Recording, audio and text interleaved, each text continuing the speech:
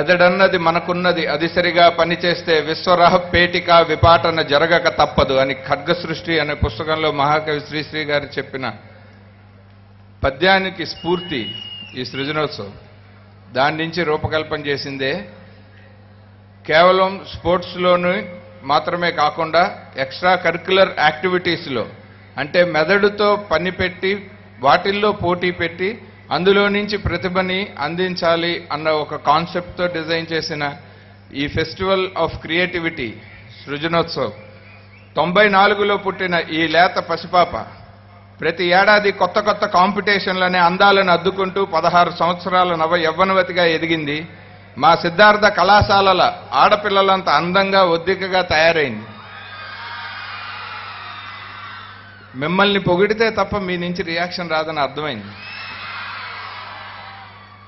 ఈ బృహత్తర యజ్ఞానికి సోమయాజులు అంటే కర్తలు మా సిద్ధార్థ అకాడమీ అధ్యక్ష కార్యదర్శి సహిత మెంబర్స్ అందరూ అయితే, పౌరోహిత్యం అంటే కర్మ చేసేవాళ్ళు పివి సిద్ధార్థ మరియు ఎస్డిఎంఎస్ మహిళా కళాశాలల ప్రిన్సిపాల్స్, అధ్యాపక వర్గం అండ్ విద్యార్థులందరిది. కాలేజీకి పేరు తెచ్చేలా నేను వెళ్ళిన ప్రతి కాంపిటీషన్లో ఏదో ఒక ప్రైజ్ తీసుకోవాలని అనుకునేవాడిని. చదువుతున్న 5 సంవత్సరాల్లో 330 కాంపిటీషన్స్లో ప్రైజులు తెచ్చిపెట్టాను మా కాలేజీకి. మనం ఇవ్వటమే కాదు, మనం తెచ్చుకోవటమే కాదు, ఇవ్వటం కూడా అలవాటు చేయాలి అనుకుని మా అకాడమీ మెంబర్స్కి చెప్పి సృజనోత్సవ్ అనే ఒక ఫెస్టివల్ ఆఫ్ క్రియేటివిటీని కండక్ట్ చేస్తే, తద్వారా కాలేజ్ అయిపోయిన తర్వాత నేను ఒక మామూలు ఓల్డ్ స్టూడెంట్గా వెళ్ళి అప్పుడప్పుడు పిలిస్తే ఓల్డ్ స్టూడెంట్స్ ఆలమ్నీకి మాత్రమే రావటం కాకుండా నాకు ప్రెజెంట్ స్టూడెంట్స్తోని, నాకు టీచ్ చేసిన టీచర్స్తోని కనెక్షన్ ఉండాలి, ఒక అటాచ్మెంట్ ఉండాలి అని సృజనోత్సవాన్ని ప్రతిపాదిస్తే అకాడమీ వాళ్ళు సహృదయంతో దాన్ని ప్రతి ఏడాది కండక్ట్ చేయడానికి ఒప్పుకున్నారు. సో ఆ కళ కూడా నిజమైంది. అదే సృజనోత్సవ్ 2011 దాకా రావడానికి కారణం. ఈ కాలేజీలో చదువుతూ ఇక్కడే మా ఫేర్వెల్ ఫంక్షన్లో మా ఫిజిక్స్ మాస్టర్ అడిగితే ఎవరెవరు ఏమేమి అవుతారంటే నేను మాత్రం సినిమా డైరెక్టర్ అవుతానని చెప్పాను. మనసంతా నువ్వేతో సినిమా తీశాను. 2-3 సినిమాలు డైరెక్టర్ అయిన తర్వాత ఒకానొక సృజనోత్సవంలో ఇదే కాలేజీ మీద నాకున్న అనుబంధంతో లైఫ్లో ఒక్క సినిమా అయినా నేను నిర్మిస్తాను, ఆ బ్యానర్కి సిద్ధార్థ మూవీస్ అని పేరు పెడతానన్నాను. శ్రీ సిద్ధార్థ మూవీస్ పేరు మీద రెయిన్బో అనే సినిమా తీశాను. అది నా కళని నెరవేర్చుకోవటంలో ఏ రోజు నేను లాభ నష్టాలనే కమర్షియల్ క్యాలిక్యులేషన్స్ని మైండ్లోకి రానియలేదు. అందుకనే బహుశా కళలన్నింటినీ నెరవేర్చుకోగలిగాను. అలాగే ఇది ఎందుకు చెప్తున్నానంటే, ఈ వయసులో ప్రతి స్టూడెంట్ దయచేసి మీ కాలేజీల్లో మీరు కూడా ఏదైనా ఒక కళ కనండి, దాన్ని సాకారం చేసుకోండి. అప్పుడు తెలుస్తుంది లైఫ్లో ఎంత కిక్ ఉందని. సో నాకు ఈ అవకాశం ఇచ్చిన ప్రతి ఒక్కరికి పేరు పేరున మనస్ఫూర్తిగా కృతజ్ఞతలు తెలియజేస్తున్నాను. Thank you one and all. First of all, I would like to thank my dear friend Aditya for inviting me here, and the college management and all of you for being here when I'm speaking. ఇవాళ stage మీద చాలా happy ఫేసెస్ని చూశాను. అంటే నేను చాలా stage performances చూశాను. కొన్ని చోట్ల బిగించి పర్ఫామ్ చేస్తారు, కొంతమంది నవ్వుతూ పర్ఫామ్ చేస్తారు. బట్ ఇవాళ స్టేజ్ మీద ఐ సా అందరూ బాగా నవ్వుతూ బాగా ఎనర్జీతో పర్ఫామ్ చేశారు. ఇంతమంది హ్యాపీ స్టూడెంట్స్ ఇక్కడ ఉన్నారంటే I think the college is doing a fantastic job.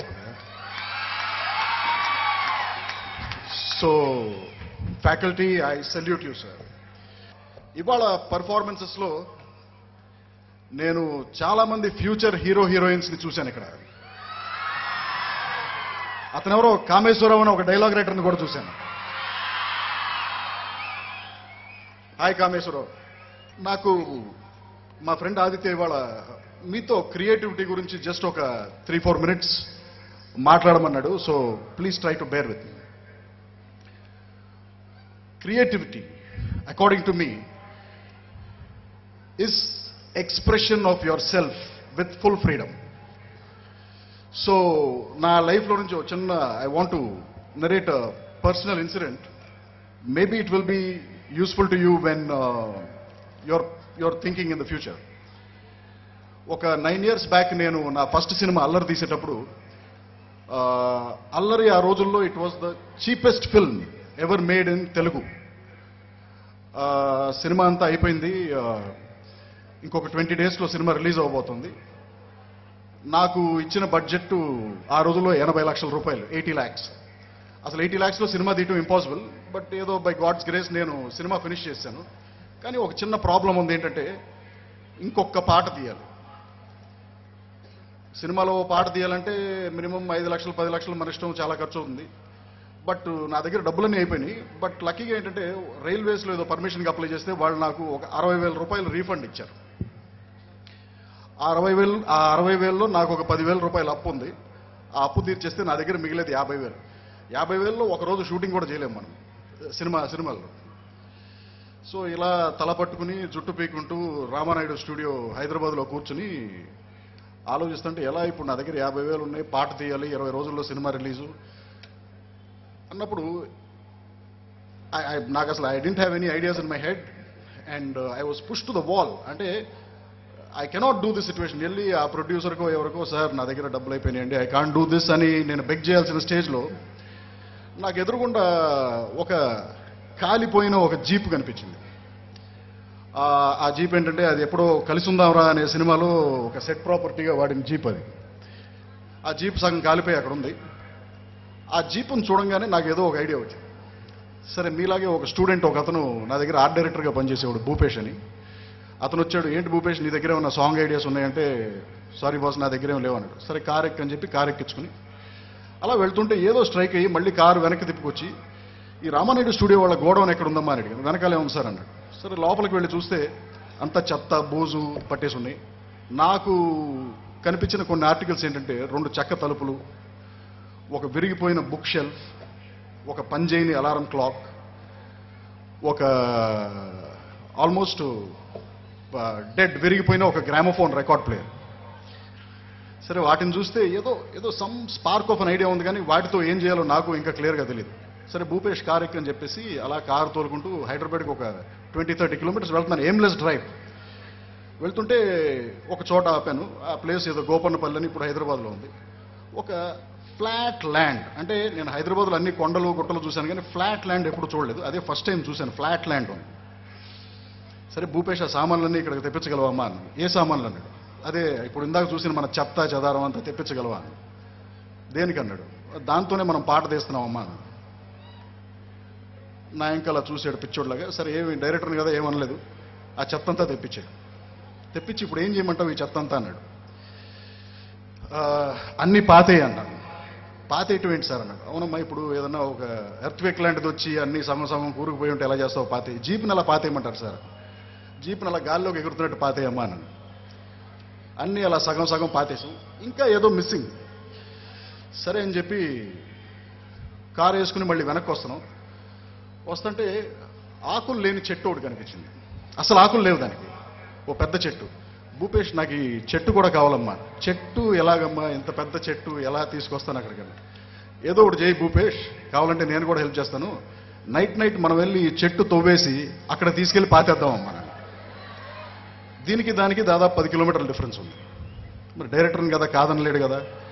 So మనుషుల్ని పిలిపించాడు, నేను కూడా వెళ్ళాను. అందరం కలిసి చెట్టు తవ్వి ఒక 10 మంది ఎత్తి లారీలో పెడుతున్నప్పుడు చెట్టు పడిపోయి విరిగిపోయింది. సరే ఆ ముక్కలన్నీ తీసి లారీలో వేసుకుని అక్కడికి వెళ్ళి మళ్ళీ చెట్టును జాయిన్ చేసి మళ్ళీ గొయ్యి తవ్వి ఒక చెట్టును మధ్యలో పాతేసి, ఓకే నెక్స్ట్ ఏంటన్నాడు. ఇంకేం లేదు, ఇక్కడ పాట తీస్తున్నాం. ఎలా తీస్తున్నాం నాకు కూడా తెలియదు, రేపు మార్నింగ్ కలుద్దాం అని చెప్పి వెళ్ళిపోయాను. సరే మా ప్రొడక్షన్ వాళ్ళు ఫోన్ చేసి ఎన్నింటికి సార్ షూటింగ్ అన్నారు. మార్నింగ్ 6:30కి అమ్మా నేను వచ్చేస్తాను అన్నాను. 6:30కి నేను వచ్చాను. ఆ అమ్మాయి ఎవరో బాంబే అమ్మాయి వచ్చి మేకప్ వేసుకుని కుర్చీలో అలా కూర్చొని నా ఇంకా చూస్తుంది. ఎక్స్క్యూజ్ మీ సార్ అంది. సాంగ్ అన్నారు, ఎక్కడండి సాంగ్? ఇక్కడే షూట్ చేస్తున్నాం మన సాంగ్ అన్నాను. ఇక్కడ సాంగ్ ఏంటి సార్ అన్న. చూస్తావు కదా అన్న. And then I started shooting that song. Now after 1.5 days I finished that song. That song became one of the most well picturized song in Telugu cinema. That was Naranaram. నేను ఈ incident మీకు ఎందుకు narrate చేశానంటే, when you are pushed against the wall, అసలు ఎటు వెళ్ళటానికి chance లేనప్పుడు మీలో క్రియేటివిటీ బయటికి రావాలి. మీలో క్రియేటివిటీ బయటకు వస్తుంది. And that is when you perform your best. Today it's a fest of creativity. tomorrow life is going to be a test of creativity for you. I wish you all the best. Thank you. Siddhartha అంటేనే ఒక అర్థవంతమైన జీవితాన్ని గడిపేవాడు, ఒక స్ఫూర్తి ప్రధానమైన జీవితాన్ని గడిపేవాడు. సిద్ధార్థ గౌతముడు రేపు కాబోయే కాలంలో బుద్ధుడు అవుతాడు. బుద్ధుడికి ముందు పేరు సిద్ధార్థ గౌతముడు. సో మీరందరూ రేపొద్దున బుద్ధుళ్ళు అయ్యేవాళ్ళు. బుద్ధుడు అంటే వెళ్ళిపోయి మఠం వేసుకొని ధర్మ ప్రచారం కాదు. అంటే ఏదైతే ఒక దాని గురించి సాధించాలనుకున్నాడో, ఏదైతే ఒక దారిలో తను నడవాలనుకున్నాడో ఆ దారిలో మీరందరూ ప్రయాణించేవాళ్ళే. ఇక్కడి నుంచే ఆదిత్య వచ్చాడు, ఇక్కడి నుంచే కులశేఖర్ వచ్చారు, ఇక్కడి నుంచి ఎంతమంది చిరంజీవులు, ఎంతమంది సచిన్ టెండూల్కర్లు. అందుకే ఒక గొప్ప మాట ఉంది, వృద్ధుణ్ణి విమర్శించు. అంటే కొంతమందిని మాత్రమే, అందరినీ కాదు. వృద్ధుణ్ణి విమర్శించు, కానీ కుర్రవాళ్ళని విమర్శించొద్దు. రేపొద్దున వాడు ఏమవుతాడో నీకు తెలియదు. ఇప్పుడు చూసాం కదా, ఒక కుర్రవాడు తనే రాసి అనర్ఘళంగా విపరీతంగా మాట్లాడేశాడు. రేపొద్దున ఏ రైటర్ అవుతాడో, ఏ పరుచూరి బ్రదర్స్లో ఒక సింగిల్ బ్రదర్ అవుతాడో ఎవరికి తెలుసు, రైట్?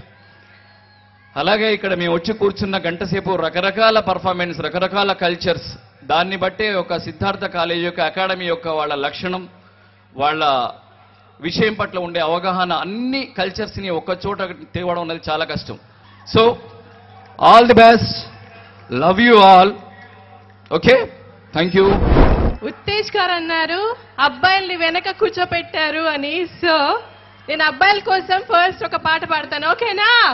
ఏ బాబు ఏంటి సంగతి, సబ్ ఠీక్ తో హేనా, నే చెప్పే ప్రేమ సూక్తులు భూల్ మత్ న జానా, సరదాగా సున్లో నా మనసుంటే సమझోనా, ఇకపై ఆ మత్తులు జాగ్రత్తలు జల్దీ కోనా.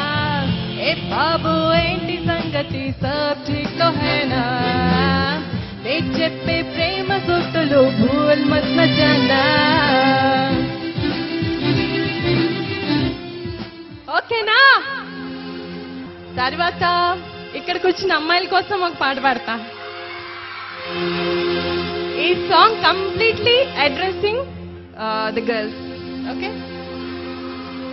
బంగారు కొండ మరుమల్లె దండ మనసైన